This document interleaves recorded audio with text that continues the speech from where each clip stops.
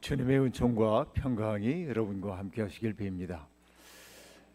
어제 2시간에 걸쳐서 빌립보서 이야기를 조금 나눴고요. 오늘 이제 세 번째 시간, 그리고 2부 예배 시간에 네 번째 시간을 가짐으로 빌립보서 여행을 하게 될 텐데, 사실은 상당히 긴 시간 동안 이야기를 해야 빌립보서의 전체적인 메시지를 전달할 수 있는데, 아주 짤막한 시간 동안에 압축적으로 얘기해야 하기 때문에 아주 고민이 많이 있습니다.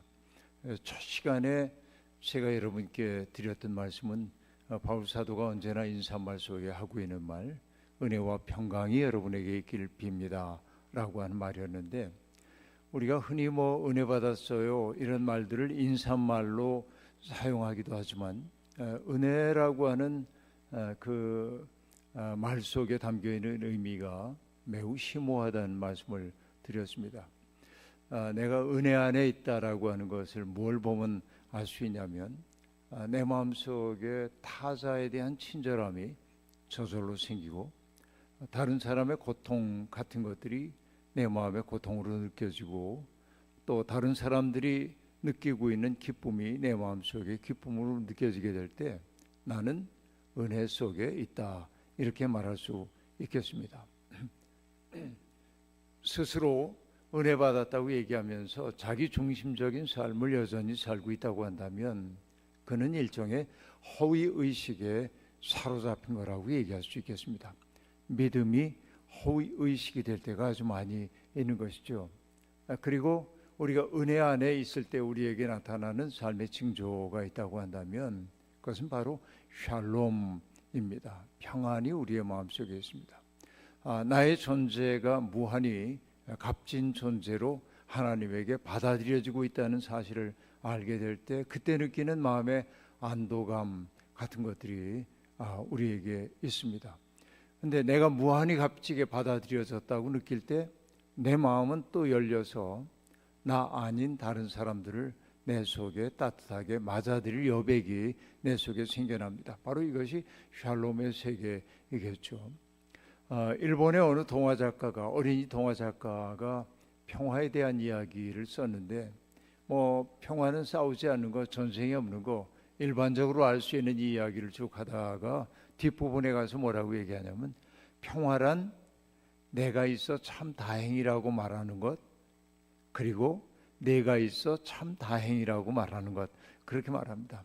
내가 이 세상에 있다는 것이 참 고맙게 느껴질 때 이것도 이제 평화라고 얘기할 수 있겠고, 뿐만 아니라 내가 여기에 있다고 하는 사실이 참 다행이다, 고맙다, 이렇게 느끼는 것이 평화의 세계라고 얘기할 수 있습니다. 그러니까 은혜와 평화의 세계라고 하는 것을 고스란히 삶으로 구현하고 있는 분이 바로 예수 그리스도라고 말할 수 있겠죠. 예수님은 언제나 친절하셨고, 그리고 타자들의 고통을 자기의 것으로 받아들이셨습니다. 여러분, 성서가 가지고 있는 세계에 가장 큰 아름다움이 있다고 한다면 다른 것 아닙니다.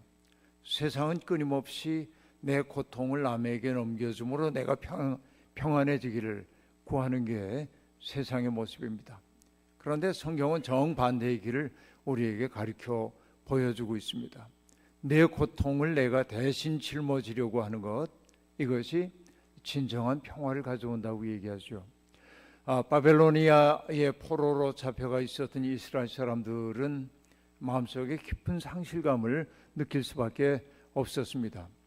왜냐하면 고대 세계에서 전쟁이라고 하는 것은 신들의 싸움이라고 여겼는데, 우리가 전쟁에 패배했다고 하는 것은 나의 패배가 아니라 야훼 하나님의 무능을 입증하는 것처럼 보였기 때문에 그렇습니다. 바벨론 사람들이 믿고 있었던 최고신 마르둑이라고 하는 신이 야훼 하나님보다 강력한 것처럼 보였습니다. 이것이 전쟁의 승리와 패배를 갈랐다고 보았기 때문입니다. 그러자 그들은 자기의 든든한 토대가 무너지는 것을 경험할 수밖에 없었습니다. 그때 사제 계층들이 생각합니다. 정말 우리 하나님은 무능하신 것일까? 우리 하나님이 능력이 없어가지고서는 이렇게 패배하신 것일까 하고 생각하다가 그들의 뇌리를 치는 듯한 생각이 들었습니다. 우리 하나님은 무력하지 않으셔. 그렇다고 한다면 왜 우리에게 이런 고통이 왔을까?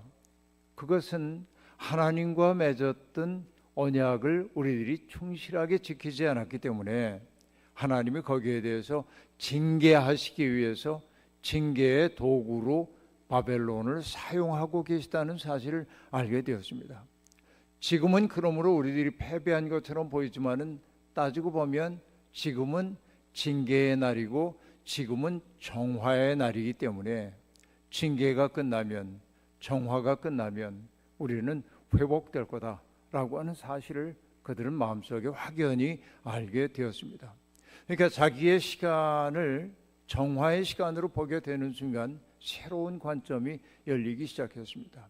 하나님은 우리를 사랑해 주는 분이기도 하지만은 하나님은 무한히 크신 분이셔서 온 세계를 창조하실 뿐만 아니라 섭리하시는 하나님, 야훼 하나님은 우리의 하나님인 줄만 알았더니 세계 역사 전체를 한 손에 쥐고 가시는 분임을 알았고, 바벨론조차도 하나님은 당신의 종으로 여기시는 분임을 깨닫게 되었고, 그것을 오로지 성서 속에 담아서 표현하고 있는 것입니다. 그리고 또 더 놀랍게 생각한 것은, 그렇다면 오늘 우리가 겪고 있는 이 고난의 의미가 뭘까 하고 생각할 때 그 우리가 알다시피 유명한 고난받는 종의 노래를 불러준 것이죠. 그것이 무엇입니까? 그가 찔림은 우리의 상함을 인하며 라고 하는 그 대목 여러분 아시죠?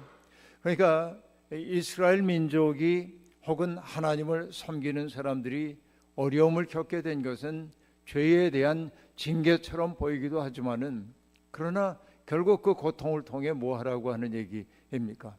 고통받는 사람들의 아픔을 자기 속으로 수용하여 정화하라고 주께서 우리를 불러주셨다라고 하는 얘기입니다. 바로 이것이 예수 그리스도의 삶으로 오롯이 나타나는 것이죠. 여러분, 예수님의 행태를 바라볼 때 우리가 정말 놀라는 것이 어떤 것이에요? 병든 사람을 바라보면은 주님이 그냥 바라만 보지 않고 어떡합니까? 그 몸에 손을 얹고 고쳐주셨다라고 말합니다. 우리는 유대교의 정결법에 의하면은 부정한 이들과 접촉하면 나도 부정하게 되잖아요. 그러니까 접촉을 꺼릴 수밖에 없는 것이 당연한 일입니다. 그런데 예수님은 나 환자의 몸에도 손을 대셨습니다. 그 말의 의미는 무엇일까요? 그가 가지고 있는 부정함을 내 것으로 가지고 온다라고 하는 말입니다. 여러분, 나인성 과부가 죽은 아들을 관에 담고 애곡하면서 성 밖으로 나오고 있을 때 사람들은 장례 행렬을 그저 멀찍이 따라가고 있었는지 모릅니다만 주님은 그 관에다가 손을 대시지요. 그리고 젊은이야, 내가 내게 말하노니 일어나라 라고 얘기합니다. 그러니까 예수 그리스도는 부정한 것과 접촉하는 것을 꺼리지 않으셨습니다. 결국 어떤 얘기입니까? 너의 고통을 내 것으로 수용하는 것이겠죠. 바로 이것이 말할 수 없는 주님의 사랑이라고 말할 수 있겠습니다. 복음의 본질은 바로 거기에 있습니다. 나의 짐을 누군가에게 넘겨주는 것이 아니라 그의 짐과 무거움까지도 내 것으로 가지고 오는 것, 그래서 너의 슬픔을 내가 알아내는 것, 너의 슬픔을 내가 함께 아파하는 것, 바로 이것이 예수 그리스도의 삶이라고 얘기할 수 있습니다. 여러분, 성경은 하나님이 우리를 다 아신다고 얘기하고 있는데 그것은 우리를 처벌하기 위해서 뚫어지게 우리를 바라보기 때문에 아신다는 말이 아닙니다. 우리를 아신다고 한 말 속에 담겨있는 의미는 저는 이렇게 이해를 합니다. 내가 겪고 있는 그 아픔을 내가 함께 알아내게 될 때, 리얼 히읗 알타라고 하는 거, 그러니까 내 고통과 내 고통이 무관하다고 생각하는 것이 아니라 너의 아픔을 내 아픔으로 그대로 수용하여 들여서 함께 알아내게 될 때 비로소 뭐가 생기냐면 지식이 생긴단 말이죠. 진정한 우리에 대한 알미 발생하는 거죠. 안다고 하는 것은 겪어내는 것을 의미합니다. 여러분, 출애굽기에도 보면은 하나님이 이스라엘 백성에게 다가오실 때 뭐라고 말씀하십니까? 나는 너희의 신음소리를 들었어. 너희의 고통받는 모습을 보았어. 그래서 내가 너희가 얼마나 힘들어하는지를 알아 라고 얘기했습니다. 처음부터 우리에게 다가오신 하나님은 다른 분이 아니죠. 우리의 신음소리를 들으시는 분이고, 그리고 우리의 고통당하는 모습을 보고 계신 분이고, 내 속을 속속들이 아시는 분이죠. 그래서 뭐 하려고 합니까? 이 세상에 내려오셔서 사람들을 구원의 길로 인도하려고 하는 거죠. 우리의 고통을 당신의 것으로 삼아내는 거죠. 함께 알아내는 거죠. 이것이 알미라고 얘기할 수 있겠습니다. 바로 이것이 그리스도의 삶이었던 거죠. 바울 사도는 예수님과 만난 이후에 바로 그 예수의 삶의 비밀, 그 핵심을 딱 마주쳤기 때문에 그는 예수를 위해 모든 것을 버릴 수 있는 사람이 되었습니다. 그러다가 여러분 아시다시피 이 빌립보서는 바울 사도가 감옥에 갇혀서 쓴 편지인데, 바울에게 들려왔던 소식들이 있었습니다. 바울이 옥에 갇혔다는 이야기를 듣고 어떤 이들은 바울을 비난하기도 하고, 또 바울에게 고통을 줄 생각으로 더 열심을 내가지고 자기 편 만들려고 예수를 전하기도 했고, 어떤 이들은 바울에 대한 호감을 가지고 있었기 때문에 바울의 고통을 덜어주고 싶어서 바울 대신 열심히 일한다는 소문이 들려옵니다. 그때 여러분 바울 사도가 했던 말은 무엇입니까? 그들이 나쁜 마음으로 했든 좋은 마음으로 했든 전달되는 것이 그리스도라고 한다면 나는 더 바랄 여지가 없다라고 말합니다. 누가 이런 얘기를 할 수 있을까요? 자기를 말끔히 비운 사람만 할 수 있는 말입니다. 내가 소중하게 여겨지고 내 자존심이 중요하고 그랬다면 자기의 마음을 격동시키기 위해 열심을 내는 사람을 보면 바울 사도의 마음속에 서운한 마음이 왜 없었겠습니까? 그러나 바울은 조금도 그것을 서운하게 여기지 않았습니다. 전해지는 것이 그리스도라고 한다면, 사람들이 그런 나쁜 동기로 했다 할지라도 사람들이 그리스도를 알게 된다고 한다면 그 또한 아름다운 일이다. 이것이 바울 사도입니다. 자기를 말끔하게 지운 사람의 삶의 모습입니다. 그래서 여러분 제가 드렸던 말씀 기억이 나시나요? 투명성이라고 하는 말을 우리가 사용을 해봐야 할 텐데, 인간이 하나님의 형상이라는 말 속에 담겨있는 의미는 뭘까요? 신학적으로 인간이 하나님의 형상이라고 하는 거 다양하게 설명할 수 있는 길이 있습니다. 그러나 저는 그런 신학적인 일체의 논의 다 내놓고 그 말이 갖고 있는 우리에게 주는 윤리적 도전이 무엇인지를 생각해 보고자 합니다. 우리가 하나님의 형상이라고 하는 말은 아주 숨겨져 있는 의미는 뭐냐면, 나를 통해 사람들이 하나님을 볼 수 있을 때 나는 비로소 하나님의 형상이라고 말할 수 있겠습니다. 그럼 여러분, 어떨 때 사람들이 나를 통해 하나님을 볼 수 있을까요? 우리는 적어도 정반대로 얘기할 수 있습니다. 자기의 온통 사로잡힌 사람, 자기가 세상의 중심이 되어야 하는 사람, 자기의 뱃속부터 채우는 것이 우선인 사람을 통해서는 우리들이 하나님을 느끼기가 어렵습니다. 그런데 언제나 다른 사람을 배려할 줄 알고, 언제나 겸손하고, 언제나 넉넉하게 사람들을 받아들이는 사람들, 내가 도저히 그 사람 앞에 미안해가지고 설 수 없었을 때 괜찮다고 등을 다독거려주는 사람을 만나고 나면 우리는 마음속에 아이고 하나님 하는 생각이 드는데, 나도 모르는 사이에 그를 통하여 우리는 하나님의 현존 앞에 서게 되는 것이죠. 그러니까 우리의 목표가 있다고 한다면 다른 것 없습니다. 하나님, 제가 살아가는 모습을 통해서 사람들이 하나님이 정령이 계시다는 사실을 보게 해 주십시오. 우리는 이렇게 기도할 수밖에 없는 것이죠. 그런데 여러분, 우린 살다 보니까 점점 불투명한 존재가 되어버리고 말았습니다. 사람들이 나를 통해 하나님이 보이지 않는다고 말합니다. 오늘 이곳은 어떤지 모르겠습니다만 대한민국에서 기독교가 처해 있는 상황이 그러합니다. 많은 젊은이들이 교회를 떠나고 있고 또 팬데믹 이후에 약 30%의 사람들이 교회로 돌아오지 않고 있다는 이야기가 들려옵니다만 이제는 기독교에 대한 사람들의 생각이 많이 부정적으로 변한 것이 사실입니다. 그 말 없는 그 말이 우리에게 들려주고 있는 말은 어떤 것일까요? 당신들을 보니까 그리스도가 안 보여. 당신들을 보니까 하나님이 계신지 모르겠어. 바로 기독교인들의 삶을 바라보며 사람들이 하고 있는 심판이라고 저는 그렇게 느끼고 있는 것입니다. 그래서 여러분 얘기했습니다. 우리의 신앙생활의 목표가 있다고 한다면 무엇이에요? 불투명하게 변해버린 나를 자꾸만 닦아나가는 거야.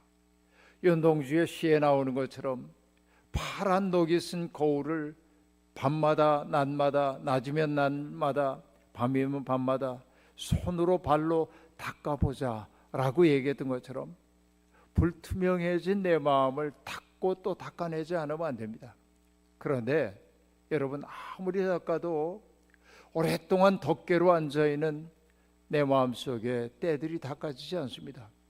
유일하게 내 마음속에 때를 닦을 수 있는 것이 있다고 한다면 뭐냐면 그것은 사랑밖에 없어요.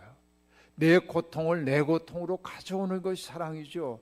사랑이라고 하는 것은 타자에게 나를 선물로 기꺼이 주고자 하는 마음입니다.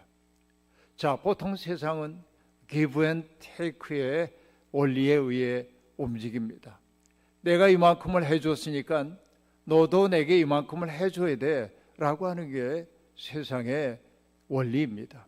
그러나 사랑의 원리는 전혀 다르죠. 한없이 너를 위해 주고 싶은 마음만 한없이 생겨나는 것이 사랑입니다. 이것이 사랑이죠. 옛날에 여러분 우리 젊었을 때 불렀던 노래 가운데 그런 거 있거든요. 거짓말도 그런 거짓말이 없는데요. 나 그대에게 모두 드리리. 터질 것 같은 이 내 마음을 그대 위해서라면 못할 게 없네. 그리고 여러분 그 다음에 나오는 얘기 뭔지 아세요? 별을 따다가 그대 두 손에 담아드리리. 여러분 별을 어떻게 따요? 불가능한 얘기죠.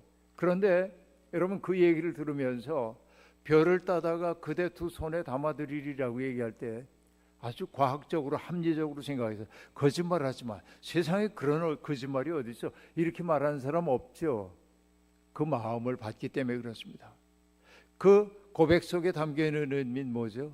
당신을 위해서라면 내가 모든 것을 하고 싶다는 겁니다. 여러분 저도 지금은 잘 그러지 않으려고 합니다만은 옛날에 제 아내하고 연애하고 그럴 때 겨울에 아내가 길거리를 걷다가 춥다 그러면은 제가 어떻게 했겠어요? 옷 좀 잘 입고 나오지. 안 그러잖아요. 어떡합니까? 입고 있던 점퍼를 벗어가지고 입혀줘요. 아 추울 텐데 괜찮아. 난 괜찮아 안 추워. 입혀.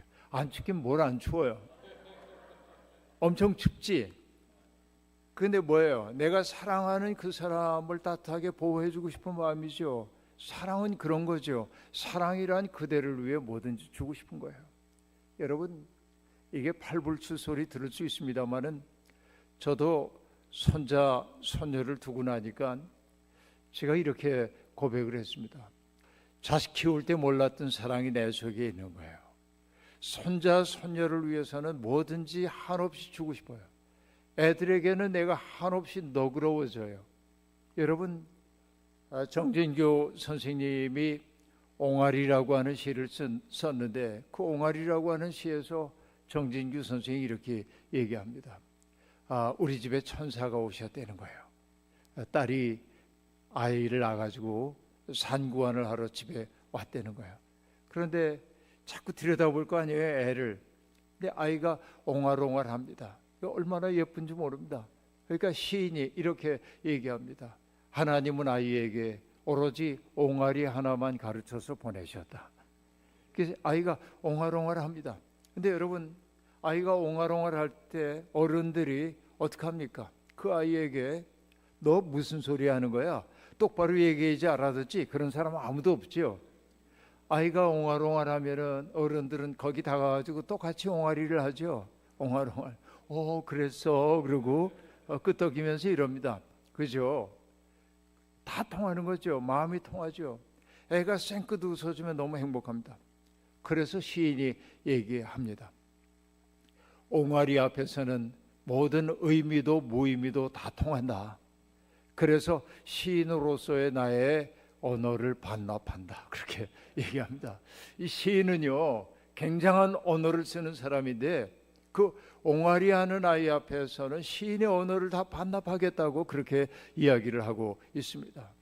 옹알이인데 의미도 무의미도 다 통한다고 얘기합니다. 이게 뭘 뜻합니까? 사랑하니까 통해버리고 마는 거죠. 그래요. 사랑이란 뭐냐? give and take의 원리가 아니라 너를 위해 모든 것을 주고 싶은 마음인 것이죠. 예수 그리스도의 삶이 그래서요. 그 삶에 접촉되었기 때문에 바울 사도가 했던 말이 무엇입니까? 이제는 그리스도를 아는 것이 너무도 존귀하기 때문에 나는 이전에 내게 좋게 여겨지던 모든 것들을 배설물처럼 여깁니다. 과거에 그가 자랑했던 것들이 무엇입니까? 유대인 중에 유대인이야, 히브리인 중에 히브리인이고 베냐민 지파 사람이고 열심으로는 율법에 흠이 없는 사람이고, 그렇죠? 그는 정말 열심히 살고 있던 그런 사람입니다. 사람들에게 자랑스레 내보일 만한 거 요즘으로 얘기하면 뭐예요? 스펙입니다. 내 스펙이 이러해 라고 얘기했어요. 그런데 바울이 얘기합니다. 그 모든 것들을 나는 배설물처럼 버리노라. 그렇죠. 내가 자랑거리로 여겼던 그것이 오히려 그리스도에게 접속되는 일에 저해 요인이 되고 있음을 알게 되었기 때문에 그렇다라고 얘기합니다. 그렇습니다. 제가 말씀드렸던 것처럼요. 여러분 이 얘기 기억나시나요? 여기서 한 얘기인지 모르겠습니다. 그 얘기 했네요. 여러분 살다 보면 한계 상황에 부딪힐 때가 있는 것이고요. 내가 그런대로 괜찮은 사람이라고 생각할 때가 있는데, 그런데 어떤 순간에 내가 아주 비겁한 모습하는 것을 보고 참담한 눈물을 터뜨릴 때가 있습니다. 베드로 얘기하면서 여러분께 잠깐 말씀을 드렸는데, 베드로가 예수님을 만나기 전에는 신포도처럼, 그렇죠, 자기만 알고 있는 사람이었어요. 누군가에게 단맛을 안겨줄 수 없는 사람이었습니다. 그런데 예수 그리스도와 만나서 살아가는 동안 이 베드로는 단맛이 든 사람이 되었어요. 다른 사람을 위해 나를 선물로 주는 게 얼마나 기쁜 일인지를 예수 그리스도와 더불어 그가 점점 경험하게 되었습니다. 행복했습니다. 하나님 나라가 열리는 듯 했습니다. 무엇이라도 할 수 있을 것 같았습니다. 주고 싶은 마음 넘쳤습니다. 단포도로 변했죠. 그러나 이것이 한순간에 무너져버리고 말았습니다. 겟세마네 동산에서 너희가 나를 다 버릴 거야 라고 얘기했을 때 베드로는 장담했습니다. 모두가 다 주님 버릴지라도 나는 절대로 주님을 버리지 않겠습니다 라고 얘기했던 것이죠.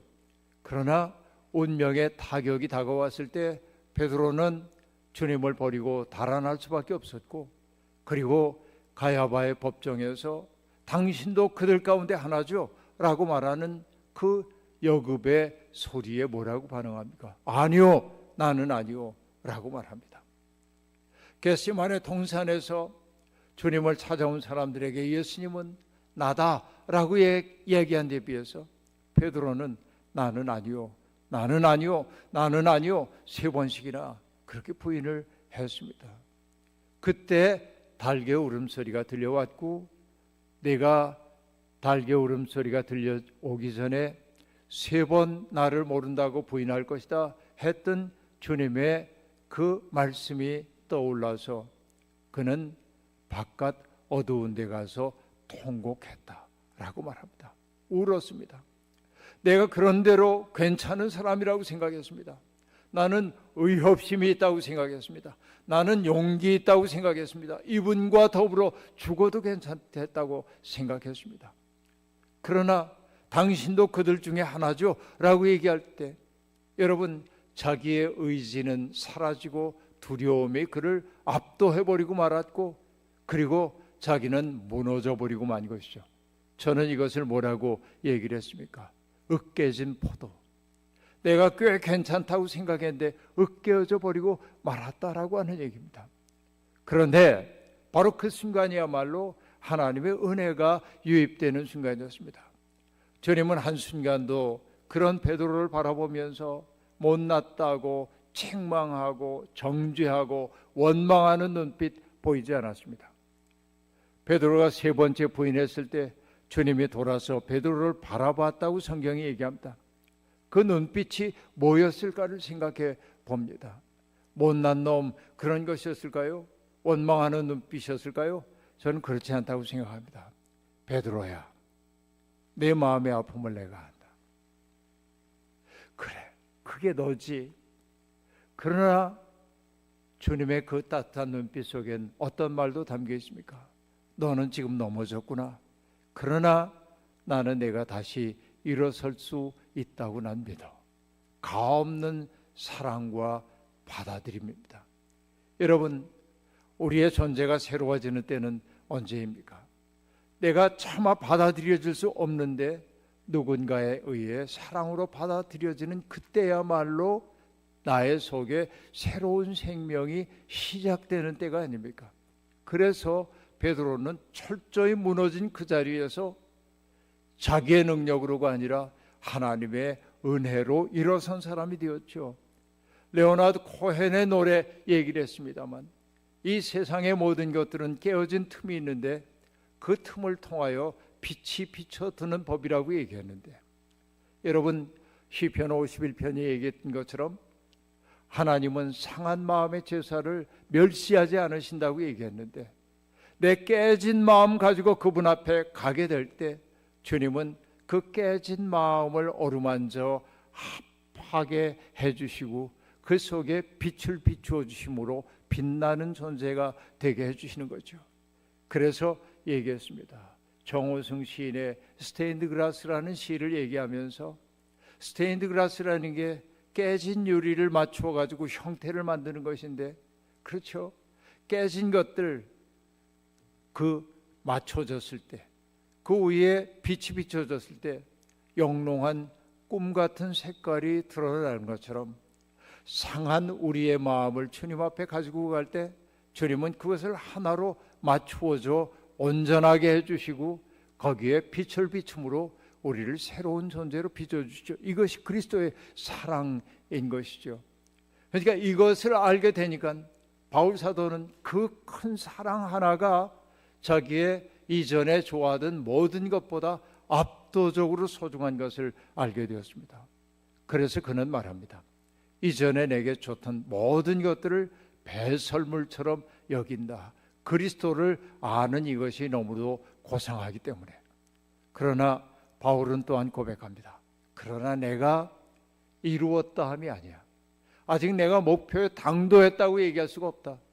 그러니까 나는 거기에 가기 위해 가슴을 앞으로 내밀고 달려가노라 라고 말합니다. 여러분, 성 어거스틴이 이런 얘기를 한 적이 있습니다. 인생이란 마치 뭐와 같으냐.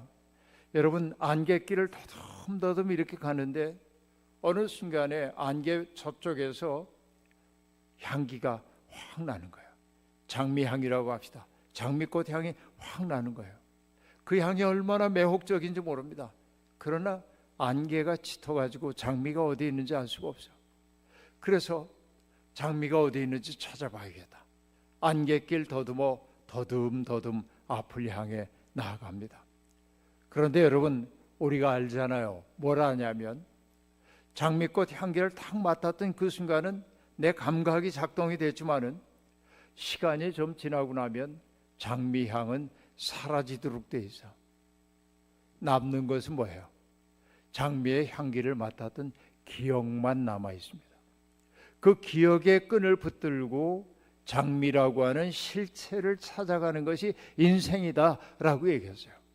우리도 여러분 살다 보면, 신앙생활을 하다 보면 어떨 때 은혜와 감격을 맛볼 때가 있습니다. 감격스러울 때가 있습니다. 그러나 여러분, 언제나 감격에 겨워 있나요? 그렇지 않죠.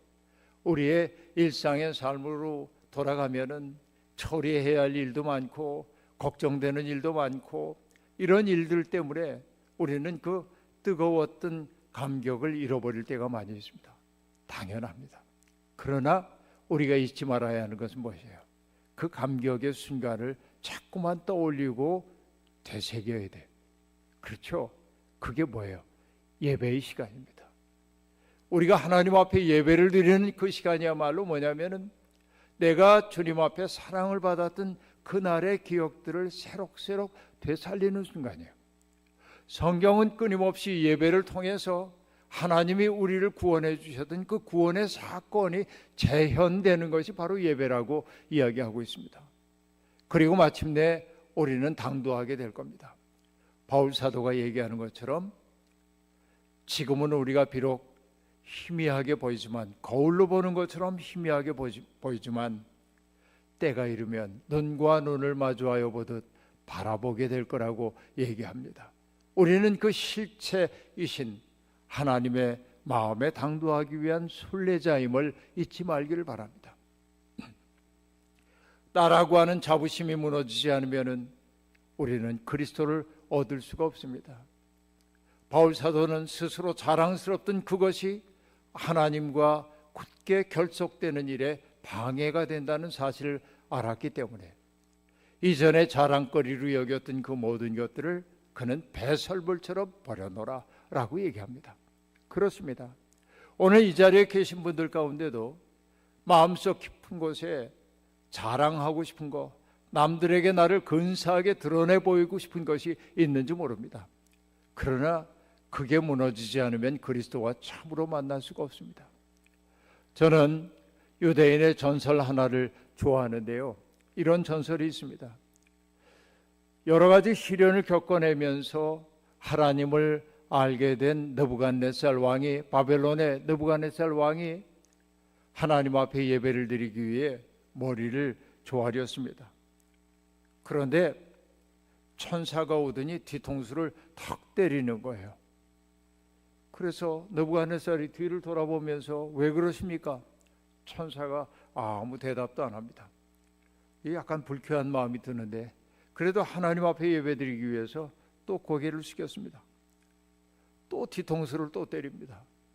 같은 일이 3번 반복됐습니다. 그래서 정말 역정이 나가지고 왕이 얘기합니다. 안 보이십니까? 제가 저 높으신 하나님을 찬양하려고 하는 것이. 그러자 천사가 느부갓네살에게 이렇게 얘기했습니다. 너는 왕관을 쓴 채로 하나님께 예배드릴 수 있다고 생각하느냐? 그렇게 얘기해요.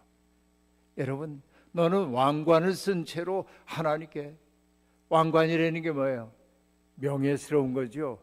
내가 이런 존재야 라고 하는 자부심이죠. 그것 가지고 하나님 예배할 수 있다고 생각하느냐? 그렇지 않다는 거예요. 그렇습니다. 내 모든 것들이 무너질 때, 버릴 것 버릴 때 여러분, 우리는 그리스도라고 하는 핵심을 붙잡을 수 있는 것입니다. 세상을 떠났습니다마는 전웨익이라고 하는 선생님이 계신데 그분의 책 가운데 나오는 한 문장을 제가 잊을 수가 없습니다. 뭐라고 말하냐면 참 삶이란 부단히 버리는 것과 든든히 붙잡는 것의 통일이다 라고 말합니다. 버려야 할 것을 끊임없이 버려야 합니다. 그리고 붙잡아야 할 것을 든든히 붙잡아야 합니다. 붙잡아야 할 것은 예수 그리스도의 마음입니다. 나를 누군가에게 선물로 주어 그의 삶을 풍성하게 만들고 싶은 것이 우리가 붙잡아야 할 것입니다. 버려야 할 것은 무엇입니까? 나를 세상의 중심에 놓으려고 하는 그와 같은 것들은 끝없이 버리지 않으면 안 됩니다. 버려야만 내 손으로 그리스도를 든든히 붙잡을 수 있습니다. 바울 사도는 그 세계로 우리를 불러내고 있습니다. 우리의 믿음이 그렇게 깊어지기를 주님의 이름으로 축원합니다. 자비로우신 하나님, 오늘도 우리에게 주신 빌립보서의 말씀을 통하여서 우리의 신앙생활의 모습을 돌이켜 보았습니다. 우리는 버려야 할 것을 버려야만 열리는 새로운 세계를 깨닫습니다. 주님, 일평생 교회를 드나들면서도 그리스도의 마음을 얻지 못했다면 세상에서 우리는 가장 가련한 사람들입니다. 정말로 원합니다. 예수 그리스도의 핵심과 연결되기를 소망합니다. 그리스도의 마음을 우리 속에 품기를 원합니다. 그리스도처럼 우리 또한 속속들이 하나님을 향한 사랑의 마음과 이웃을 향한 사랑의 마음으로 가득 채워지기를 소망합니다. 어려운 시대를 살고 있습니다만 LA 연합감리교회 모든 성도들이 하나님의 살아계심을 삶을 통하여 입증하여 보여주는 진정으로 투명한 존재들이 되도록 복내려 주옵소서. 예수님의 이름으로 기도하옵나이다. 감사합니다. 성가대가 찬양하는 모습을 보면서 가슴이 뭉클한 바가 있는데요. 왜냐하면 여성 대원들도 그렇지만은 남성 대원들이 머리가 희끗희끗하고 교회를 사랑하는 그 마음, 내가 이 교회를 지키고 또 하나님께 영광을 돌려야지 하는 그런 마음이 그냥 모습 그 자체로 드러나는 것 같아서 마음속에 감동이 있었습니다. 물론 남성 대원들도 그렇지만은 여성 대원들께서도 연세 많으신 장로님, 권사님들이 찬양하는 그 모습이 참 교회를 사랑하는 그 마음이 그대로 모습으로 드러나는 것 같아서 마음의 절로 감동이 되었습니다. 사실 이제 우리가 아주 짧은 시간이었죠. 겨우 4번인데 그것도 긴 시간 얘기할 수 없는 동안에 사실 과한 욕심을 제가 부렸습니다. 빌립보서에 나오는 말씀을 가지고 은혜를 함께 나눴으면 하는 생각을 갖고 3시간에 걸쳐서 얘기를 했고 이제 그 마지막 시간에 이르게 되었습니다.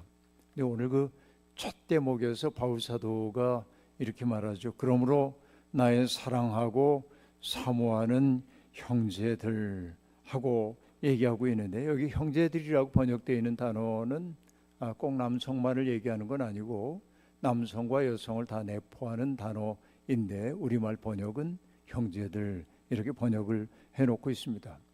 어떤 대상을 생각하면서 나의 사랑하는 혹은 사모하는 이렇게 말하고 또 나의 기쁨이요 면류관인 사랑하는 자들아 이렇게 말합니다. 저는 성경에서 가장 아름다운 구절이 바로 이 대목이라고 생각합니다.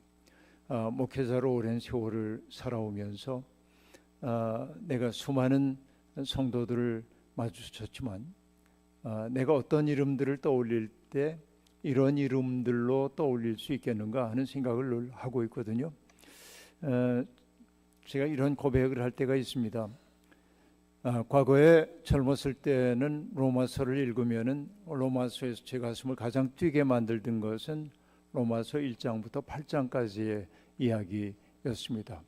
거기에는 뭐냐면 인간이 어떻게 죄 가운데 있고 그리고 죄에서 방황하고 어떻게 하면 구원을 받게 되는지에 대한 이야기가 신학적으로 아주 잘 기술되어 있기 때문에 로마서 1장부터 8장까지는 성서 전체를 요약하고 있는 신학의 핵심이 그 속에 있다. 그러니까 모든 사람들이 죄를 저질렀기 때문에 하나님의 그 현존 앞에 나아갈 수가 없는 존재라는 것이죠. 이게 아주 보편적인 죄의 문제이기도 합니다. 그리고 바울 사도가 고백하죠. 자기 스스로를 성찰해가면서 하는 얘기입니다. 나는 마음으로는 선을 행하고 싶은 마음이 있는데 번번이 악한 일을 행하더라는 겁니다. 나는 누군가에게 친절한 사람이고 싶은데 때때로 퉁명스럽게 굴기도 하고 나는 누군가에게 넉넉히 나누어 줄 줄 아는 그런 사람이 되고 싶은데 자기 속으로 자꾸 움츠러들고 그리고 자기 욕심대로 살게 되고 그리고 죄에 저항하고 멋있게 거룩한 삶을 살고 싶은데 육신이 연약하기 때문에 언제나 죄에 굴복하고 있는 자기의 모습을 바라보면서 자기 속에 있는 깊은 불화 때문에 갈등하고 고민하다가 문득 바울 사도가 느끼는 것은 무엇입니까? 내 속에 또 다른 법 하나가 있어서 나를 이끌고 죄로 데려가는구나 하는 것을 느끼게 됩니다. 그런데 처절하게 그가 경험하는 바는 뭐냐면 내가 그 죄를 이겨낼 힘이 없다라고 하는 사실입니다. 거기에 나오는 것이 뭐예요? 터져 나오는 것이 탄식입니다. 오라 나는 곤고한 자로다. 누가 이 사망의 몸에서 나를 구원하랴 라고 하는 것이죠. 내가 어떻게 해볼 수 없어. 내가 아름답게 살고 싶은 나의 원의대로 살지 못하는 무능이 내게 있다라고 하는 거, 이게 이제 절박하게 그에게 와닿기 때문에 내 힘으로 할 수 없다 이렇게 고백합니다.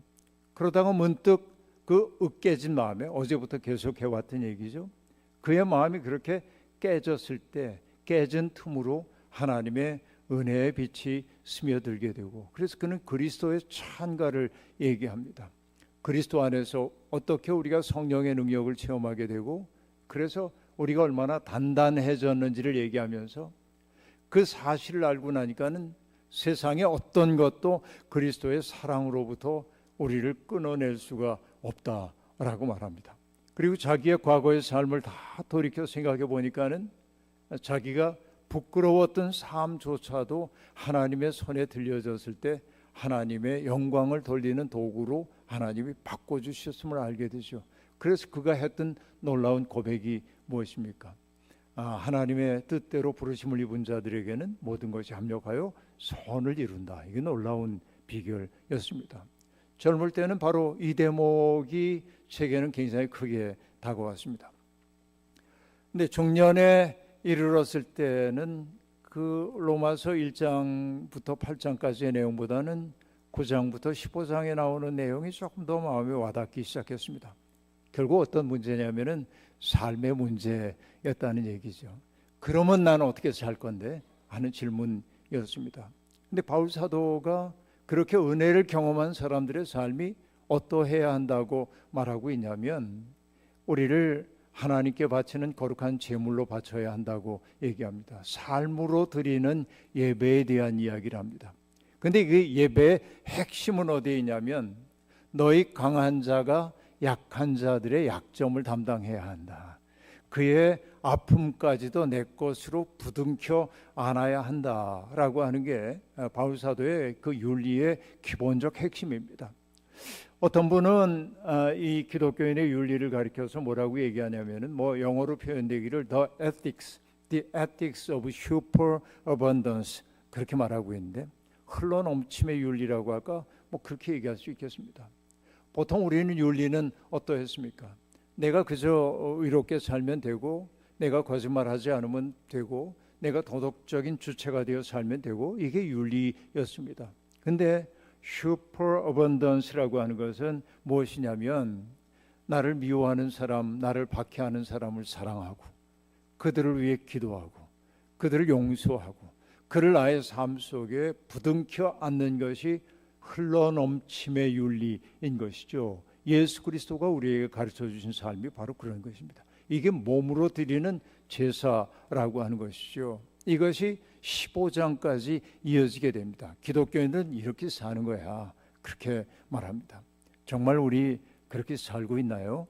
이게 우리가 돌아봐야 할 대목이기도 합니다. 우리도 여전히 세상 사람들하고 똑같이 내게 잘해주는 사람에게 나도 잘해주고, 내게 서운하게 하는 사람에게 나 또한 뭔가 되돌려주고 싶은 그런 마음을 갖고 산다고 한다면, 우리는 여전히 믿음의 길에서 깊이 들어가지 못하고 있다, 이렇게도 얘기할 수 있겠습니다.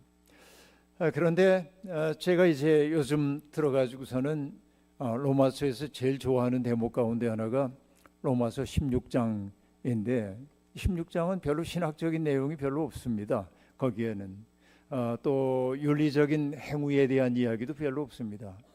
거기에 등장하는 게 뭐냐? 대개 이름들이 등장합니다. 바울 사도가 이러이러한 사람들에게 안부를 전해달라고, 이런 사람들을 서운하게 하지 말라고 얘기하면서 많은 사람들의 이름을 이야기합니다. 거기에 언급되고 있는 이름들은 교회사 속에서 널리 알려진 사람들이 아닙니다. 더러 우리가 알고 있는 사람들이 있지만은 그들 대부분은 로마서에서 언급되었을 뿐 이후에는 그들의 삶의 행적을 알지 못하는 사람들입니다. 그런데 바울이 인생의 말년에 그들의 이름 하나하나를 호명하고 있습니다. 그건 뭐 때문일까요? 자기의 삶을 돌이켜 생각해 보니까 바로 그분들이 아니었더라면 내가 나답게 살 수 없었음을 알았기 때문에 그렇습니다. 저도 목회자로 43년을 살고 가만히 지난 삶을 돌아보면 제가 목회자답게 살 수 있도록 해주었던 사람들의 얼굴이 하나하나 떠오릅니다.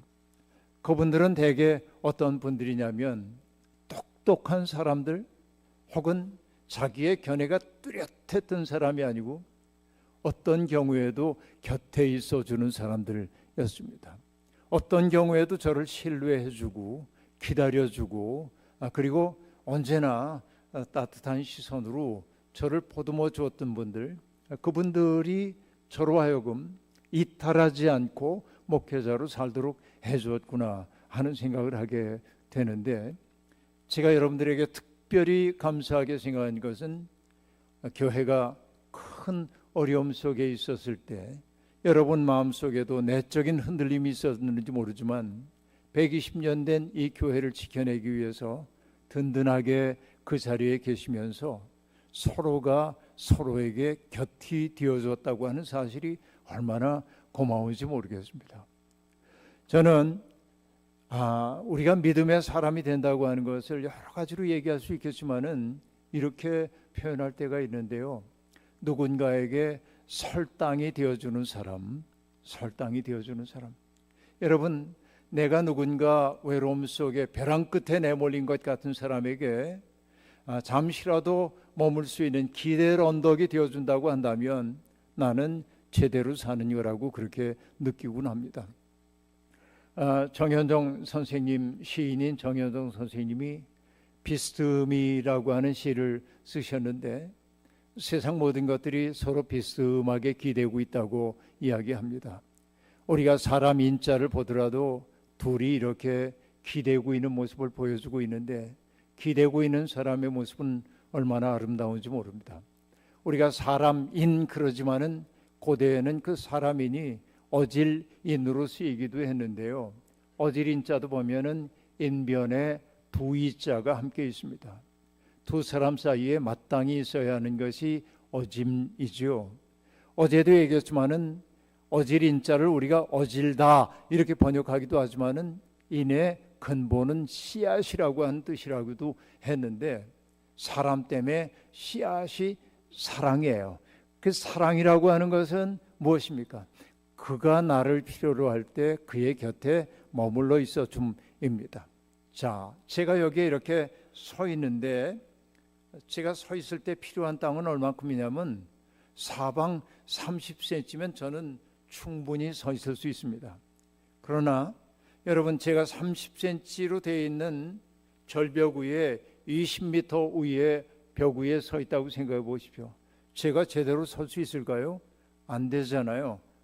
두렵잖아요. 내가 거기에 하는 사람이 아닌 한 20cm의 기둥 위에 서 있다고 한다면 나는 흔들릴 수밖에 없습니다. 그게 뭘 의미하는지 아시겠어요? 내가 서 있는 것은 내가 딛고 서 있는 땅 때문이 아니라 필요 없는 것처럼 보이는 옆에 여분의 땅이 있기 때문에 나는 여기 든든히 서는 거예요. 그러니까 내 곁에 있어줄 사람이 없다고 한다면 나는 설 수 없는 게 인간의 존재라고 하는 말이죠. 그래서 우리 정현정 선생님 말씀하시기를 세상의 모든 것들이 기대고 있다고 얘기하면서 이렇게도 얘기합니다. 저 공기를 비스듬히 기대고 있는 나무를 보세요. 우리는 여러분 나무가 땅에다가 뿌리를 내리고 위로 솟아올라간다고 생각하는데 이 시인의 상상력은 뭐라고 말하냐면 나무가 위로 올라가면서 서 있을 수 있는 까닭은 공기를 기대고 서 있기 때문이라고 얘기합니다. 이 시적 상상력이죠. 그리고 시는 이렇게 계속됩니다. 우리는 기대는 게 많은데 기대는 게 많은데 내가 기대는 게 맑으면 나 또한 맑아지고 내가 기대는 게 흐리면 나 또한 흐려지죠. 이게 인생입니다. 나하고 함께 살고 있는 사람이 행복하면 맑은 하늘과 같이 쾌활한 사람이면 나 또한 저절로 마음이 맑아집니다. 내가 기대고 있는 사람이 흐리고 슬픔에 젖어 있고 애상에 차 있고 그러면 내 마음도 우울해질 수밖에 없습니다. 잘 산다고 하는 것은 뭡니까? 내게 기대오는 사람에게 맑음을 전해주는 사람 되는 거 아니겠어요? 이런 게 진짜 잘 사는 일이겠죠. 우리가 믿음으로 산다고 하는 것은 바로 그런 것, 누군가에게 기댈 언덕이 되어주는 것이고 설당이 되어주는 것이고 그뿐만 아니라 그가 내게 기대올 때 나로 말미암아 그가 맑아지기를 소망하는 거죠.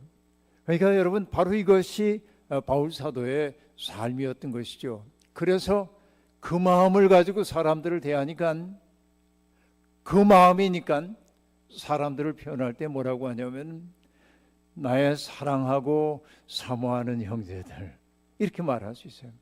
생각해 보면 여러분 빌립보 모든 교인들이 바울 사도에게 애정을 보이고 친절하고 따뜻하고 웃는 낯으로 대했겠습니까? 그러지 않은 사람도 있었겠죠.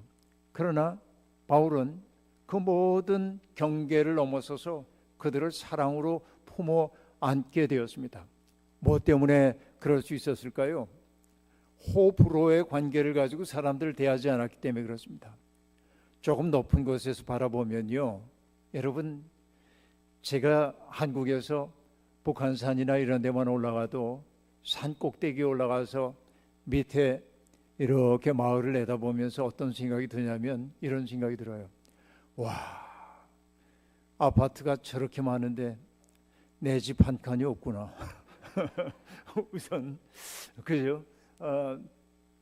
내 이름으로 된 내 집 한 칸, 방 한 칸, 땅 한 칸도 없구나. 그 생각이 와, 저렇게 집이 많은데 내 집은 없네. 이런 생각도 드는데, 근데 동시에 드는 생각이 뭐냐면 높은 곳에서 바라보니까 그 속에서 지지고 볶고 살고 있는 일이 그렇죠?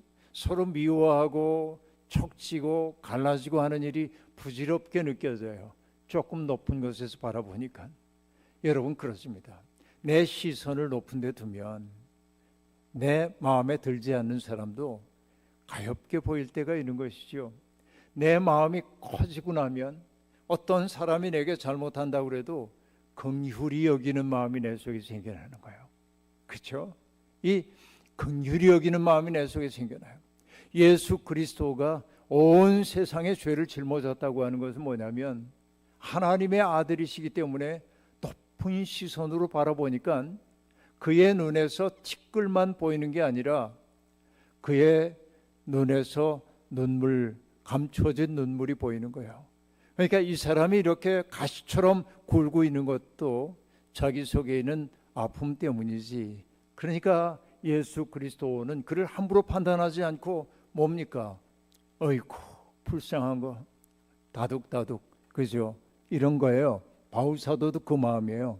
그래서 나의 사랑하고 사모하는 형제들, 그리고 그들을 일컫는 또 다른 말이 뭡니까? 나의 기쁨이요 면류관인 사랑하는 자들아. 그러니까 여러분이 바로 나의 기쁨이다. 여러분이 바로 나의 면류관이다. 내 삶의 보람이다 라고 하는 얘기입니다. 여러분, 사람은 밥만 먹고 사는 존재가 아니지요. 밥도 먹어야 하지만은 밥만 먹고는 살 수가 없습니다. 사람을 살게 하는 것이 뭔지 아세요? 밥만이 아니라 보람을 먹고 사는 게 사람입니다. 내 삶이 보람이 있다고 느낄 때 사람은 살게 마련입니다. 내가 밤잠을 자지 못하고 뭔가를 했을 때 여러분 뭐 밤잠 자지 못하고 어떤 사람 뭐 술 먹기도 하고 노름하기도 하는데 밤을 꼬박 새우고 나서 참 보람이 있었어. 그런 사람이 있습니까? 예? 술 먹고 노름하고 일어나고 밤새고 나서 보람이 있어서 그러지 않잖아요. 그런데 여러분 어떨 때 보람이 찾아오냐면 이런 때는 있습니다. 제가 지금 은퇴하긴 했습니다마는 은퇴하기 전에 목회 담임자를 할 때 저는 자동차 없이 평생을 살았습니다. 지금도 자동차 없이 지냅니다. 그리고 우리 그 부교역자들이 젊은 분들이죠. 밤이 되면은 충분한 휴식을 주고 싶어가지고 어떤 일이 있더라도 밤중에 부교역자들을 불러내는 일이 없습니다. 어떤 일이 있어도 내가 다 감당해야 하는 일은 제가 감당을 했죠. 그런데 밤 12시 30분에 집 전화벨이 울리는 거예요. 그 시간에 전화벨 울리면 여러분 기분 좋은 전화는 아니죠. 받을까 말까 자다가 깨가지고 망설이다가 전화를 받습니다. 그러면 울먹울먹하는 목소리로 목사님, 어머님이 돌아가실 것 같아요. 그럽니다. 그럼 마음속에 여러분이 인간인지라 어떤 생각이 드냐면 아이고 그렇다고 굳이 이 시간에 전화를 하셔? 이 늦은 시간에 그런 생각이 들기도 해요. 그러나 내 마음속에 즉시 너는 목사잖아 그 생각이 들면 내 마음속에 있는 굳이 이 시간에 그 생각을 이렇게 누르고 뭐라고 얘기하냐면 친절하게 얘기합니다. 아 그렇군요. 제가 지금 갈게요. 그러고는 옷을 주섬주섬 입고 어떻게 가야 되지? 이제 저는 밖에 나가서 택시를 탈 수밖에 없습니다. 그 병원까지 갈 때 병원이 가까우면 좋은데 뭐 제가 사는 곳에서 아산병원 이런 데면 굉장히 멀리 가야 하는데 택시 잡힐까? 그러고 애써서 택시를 타고 갑니다. 가는 동안에도 고단하다 그런 생각이 들어요. 근데 어쨌든 가가지고서는 가장 인생의 슬픔의 순간을 맞이한 가족들과 함께 거의 죽음 직전에 있는 분들 병상을 지키면서 가족들에게 마지막 인사를 하도록 하고 그리고 권면을 하기도 하죠. 무릇 땅에서 맨 것은 하늘에서도 매이고 땅에서 푼 것은 하늘에서도 푼다고 했습니다. 그러니 감사한 인사를 나누시라고. 그럼 가족들이 엄마 그동안 고마웠어요. 제가 잘못했던 거 용서해 주세요. 이런 얘기도 하고 엄마의 딸이었던 게 참 행복했어요. 어머니는 나한테 정말 잘해 주셨어요. 이런 이야기를 지금 임종을 앞둔 분에게 가족들이 다 나눕니다. 근데 여러분 정말 놀라운 게 뭐냐면 말씀 한마디 못하고 의식 없는 분들인데 그런 고백을 들을 때 눈물 흘리는 분들을 제가 많이 봤습니다. 귀가 열려 있다고 하는 이야기죠. 그러니까 그러고는 마지막 숨을 쉬고 세상을 떠나가십니다. 그러고 나면은 함께 예배를 드리고 빈소 차리는 것을 보고 새벽 5시경에 집으로 돌아오는 거예요. 밤을 꼬박 새웠죠. 저도 그때 다시금 택시를 잡아 타고 오면서 제게 드는 생각이 뭐냐면 참 감사하다. 왜 감사하냐면 내가 뭐라고 인생의 가장 어려웠던 순간에 나를 떠올리고 나를 호명해 주었다는 사실이 얼마나 고마운가. 생각해 보면 몸은 고단하지만 내가 누군가의 요구에 응답하여서 그의 슬픔의 순간을 함께 했다고 하는 사실이 나 스스로 얼마나 고마운지 몰라. 그러니까 인생의 보람이라고 하는 것은 내가 뭔가를 나를 위해 했을 때 보람을 느끼는 게 아니라 누군가가 나를 필요로 해서 불렀을 때 거기에 응답할 때 찾아오는 것이 가장 큰 보람인데, 그러니까 내 속에 보람의 열매가 가득 차 있으면 욕망이 우리를 뒤흔들지 못하는 것을 우리가 경험하게 되는 거예요. 이게 무엇보다도 소중하다 하는 얘기입니다. 바로 그래서 바울 사도는 정말 애써가지고서는 사람들을 그리스도께로 인도했던 그 사람 하나하나를 나의 기쁨이요 나의 면류관인 사랑하는 자들아 이렇게 얘기합니다. 그러면서 이와 같이 주 안에 서라라고 얘기합니다. 여기에 주 안에 서라라고 하는 이 얘기는 헬라어로 스테코라고 하는 말인데 그냥 스탠드라고 한 말이 아니라 이때 서라고 하는 말은 뭐냐? 여러분 옛날에 사람들이 전쟁을 하게 되면은 방패를 앞에 탁 막아 서가지고선 그죠? 적들의 창과 활을 막기 위해 대열을 지어가지고 딱 열지어 있잖아요. 이 대열이 흩어지면은 부대는 무너지잖아요. 이때 설하라고 하는 것은 단일 대오가 돼서 굳건히 설하는 거예요. 여러분, LA 연합감리교회가 위기 속에서도 지금 이 자리에 계신 분들이 든든히 서주셔서 감사해요. 이 대오가 흩어지지 않았기 때문에 오늘 하나님은 바로 여러분을 통해 영광을 받으신다 하는 얘기죠. 그리고 여러분 이제 우리 그 다음 나오는 대목 보면은 내가 요디아를 권하고 순두개를 권하노니 주 안에서 같은 마음을 품으라 하고 말하고 있는데 이 두 이름은 여기에만 등장해요. 어떤 사람인지 몰라요. 그런데 분명한 것은 뭐냐면은 요디아와 여기 순두개라고 하는 사람이 교회를 위한 굉장한 봉사자들임이 분명합니다. 교회의 일꾼 중에 일꾼입니다. 그런데 문제는 어디에 있냐면은 이 두 사람이 약간 경쟁 의식을 가지고 있는 거예요. 경쟁 의식을 가지고 있어요. 저도 옛날에 군목 생활을 할 때 이런 일도 겪었습니다. 어떤 분이 집사님 한 분이 늘 강대상을 주일이면은 깨끗이 닦는 게 당신의 일이에요. 근데 어느 날 다른 분이 강대상을 닦았어요. 그러니까 너무나 화가 나가지고 두 분이 대차게 싸웠어요. 왜냐하면 이게 자기의 특권이야. 이것도 뭐냐면 아집이죠. 근데 여러분, 교회 안에 제법 이런 일들이 제법 많이 있습니다. 여기 요디아와 순두개라고 하는 사람은 교회를 위해 봉사하는 일에 열심인 사람들이었지만은 뭐가 무너졌냐? 자라고 하는 게 안 무너졌어. 여러분, 아라고 하는 글자 한자로 가만히 생각해 보세요. 한자로 생각해 보세요. 그건 뭐냐면 손수에다가 창과자가 합쳐진 겁니다. 아라고 하는 건 뭐예요? 나를 지키기 위해 손에 창을 들고 있는 거예요. 그래서 여러분, 자아가 강한 사람과 만나고 나면 내가 상처 입은 것처럼 느껴져요. 자기 의가 강한 사람들이 자아가 강하죠. 근데 여러분, 믿음의 세계 속에 들어간다고 하는 것은 뭐예요?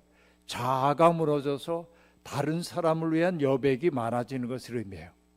근데 이들은 순두개와 여기 요디아라고 하는 사람은요, 정말 열심히 있는 사람들인데 아직까지 무너지지 않은 게 자아였어요.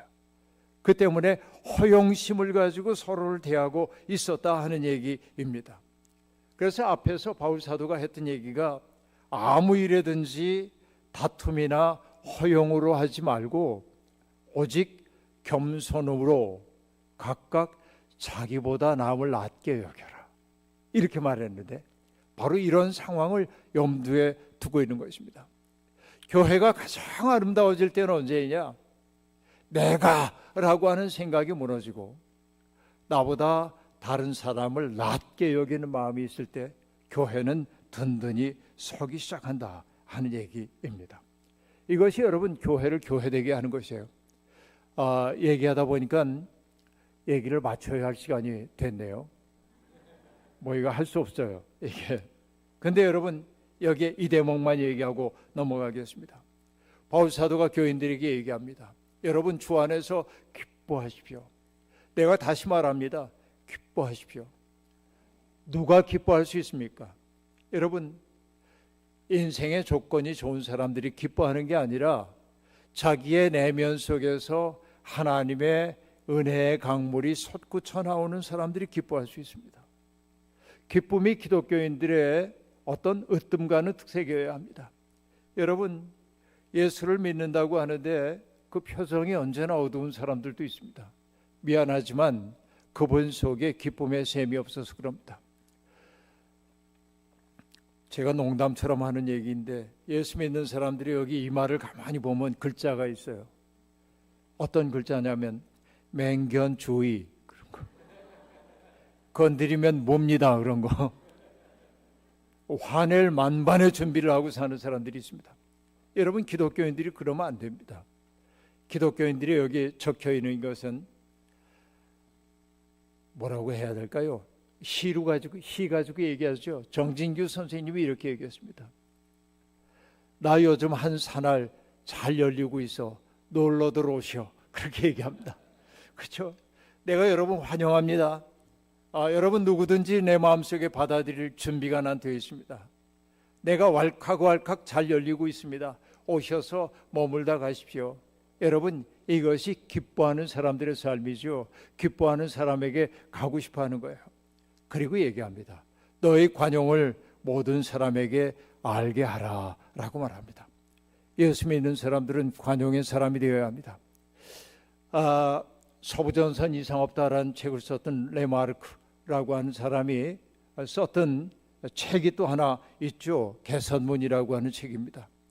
거기에 보면 2차 세계대전 때 독일에 살고 있던 사람이 외과 의사입니다. 아주 유명한 외과 의사인데 라비크라고 하는 사람인데 나치를 피해가지고 프랑스로 피신을 와 있습니다. 그런데 그는 프랑스에서 의사 면허를 받을 수가 없었기 때문에 먹고 살기가 어려웠어요. 그러다가 한 가지 방법을 찾아냅니다. 프랑스의 외과 의사가 수술을 하기 위해 환자를 마취해 놓으면 그때 라비크가 들어가가지고 수술을 하는 거예요. 불법이죠. 몰래 합니다. 근데 워낙 뛰어난 의사이기 때문에 라비크가 수술을 하면 다 회복돼요. 그러니까 그 프랑스 의사가 유명해졌어요. 유명합니다. 그런데 이 수술실에서 일하고 있는 외젠이라고 하는 간호사가 라비크를 되게 싫어합니다. 왜 싫어하냐면 라비크는 신성하지 않대. 신성한 게 없다는 거예요. 그러니까 신실한 믿음의 사람인 외제니가 보기에 신성한 게 없는 이 의사가 아주 싫어요. 못마땅해요. 그런데 나중에 라비크가 외제니에게 이렇게 얘기합니다. 나치에 의해서 어마어마한 고문을 당하고 어려움을 겪었고 애인이 붙잡혀서 고문당하다가 죽는 것을 본 내가 세상에 신성한 것이 어떻게 경험할 수 있겠냐고. 근데 당신은 하나님을 그렇게 잘 믿는다고 하는데 나보다도 더 사람들을 공격적으로 대한다니 그게 잘못된 거 아니겠소? 그렇게 얘기한단 말이에요. 여러분 그렇습니다. 예수를 믿는 사람은 관용할 수 있어야 합니다. 따뜻한 사랑으로 사람들을 보듬어 안을 수 있어야 합니다. 바로 이것이 이 냉랭한 세상에서 우리를 불러주신 하나님의 뜻임이 분명합니다. 저는 우리 120년 된 우리 교회가 이런 교회가 되었으면 좋겠어요. 상처받았으나 회복되고 있는 이 교회를 위해 마지막 이야기입니다. 성공의 주교였던 스퐁 주교가 들려주는 이야기를 책을 통해 제가 본 적이 있습니다. 그가 이런 얘기를 하네요. 호주에 가면은 호주에 퀸즐랜드라고 하는 곳이 있는데 그 퀸즐랜드의 한복판을 흘러가는 강이 있습니다. 그 강이 바다를 향해 흘러가고 있는데 강의 양안에는 맹그로브 나무가 우거져 있었다는 겁니다. 그런데 맹그로브 나무 잎은 초록색으로 우거져 있는데 가끔 강물 위로 오렌지빛 잎사귀가 동동 떠가는 걸 볼 수 있답니다. 맹그로브 나뭇잎은 초록인데 어떻게 저런 오렌지빛 나뭇잎이 있을까 궁금했는데 그 까닭을 알게 되었습니다. 맹그로브 나무는 바닷물과 민물이 교차하는 곳에 있기 때문에 뿌리로 염분을 흡수할 수밖에 없는 구조입니다. 그런데 알다시피 식물은 염분이 들어가면 죽도록 되어 있잖아요. 그러니까 맹그로브 나무는 생존을 위한 전략을 만들어냈습니다. 그 첫 번째 전략이 뭐냐면 뿌리의 조직을 촘촘하게 만들어서 염분이 체내로 들어오지 못하도록 방어막을 만들어냈던 겁니다. 이게 비결이었습니다. 그러나 아무리 촘촘한 방어막이라고 해도 기어코 뚫고 들어오는 염분이 있는 거죠. 그때 이 맹그로브 나무는 그 염분을 물관을 통해서 어디로 보내냐면 특정한 나뭇잎으로 보낸답니다. 그 나뭇잎으로만 염분을 다 모아. 그때 염분을 이렇게 머금게 된 나무는 점점 색이 변하기 시작하고 그리고 오렌지 빛깔을 띠게 되고 마침내 염분이 더 이상 수용할 수 없게 되면은 톡 떨어진답니다. 그러니까 강물 위를 떠가고 있는 그 오렌지빛 그 나뭇잎은 맹그로브 나무를 살리기 위해 스스로를 희생한 나뭇잎이지요. 그래서 스퐁스교는 그 나뭇잎을 이름하여 뭐라고 썼냐면 sacrificial leaves라고 얘기해요. 희생엽, 희생 나뭇잎, 그렇게 말합니다. 저는 그 글을 읽으면서 깊은 감동을 받았습니다. 한 사회가 건강해지는 것은 뭐냐? 이게 문제야, 저게 문제야, 지적질하고 내가 문제야 하는 사람들이 세상을 평화롭고 아름답게 만들지 않습니다. 어떤 사람이 그럽니까? 말없이 그 모순과 아픔과 그런 갈등 같은 것들을 자기 속으로 끌어들여 가지고 스스로 정화하는 사람들, 그들이 있을 때 공동체는 건강해진다. 여러분, 우리 LA 연합감리교회가 120년의 전통을 이어올 수 있었던 까닭은 눈에 보이지 않을는지 몰라도 그렇게 sacrificial leaves처럼 그런 역할을 감당한 사람들이 있었기 때문에 그렇다고 믿습니다.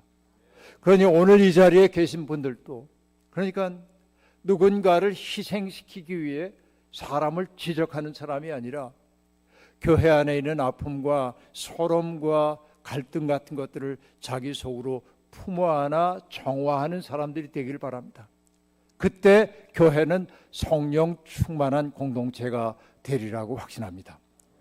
지금까지도 그러해왔던 것처럼 앞으로 100년, 200년의 역사 동안 LA 연합감리교회가 세상의 빛으로 우뚝 설 수 있기를 주님의 이름으로 축원합니다. 자비로우신 하나님, 빌립보서를 통해서 4번에 걸쳐서 하나님의 은혜를 함께 나누게 해주시니 감사합니다. 이 교회에 하나님의 은혜와 평강이 가득 차기를 소망합니다. 이 교회에 있는 모든 성도들은 하나님과 본체시나 하나님과 동등됨을 취할 것으로 여기지 아니하시고 자기를 비워 종의 몸을 입고 이 땅에 오셨던 그리스도를 깊이 닮은 사람들이 되게 도와주옵소서.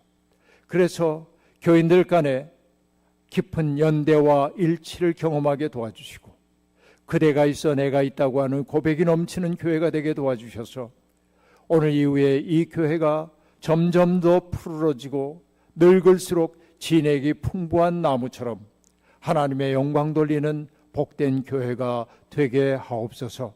예수님의 이름으로 기도하옵나이다. 아멘.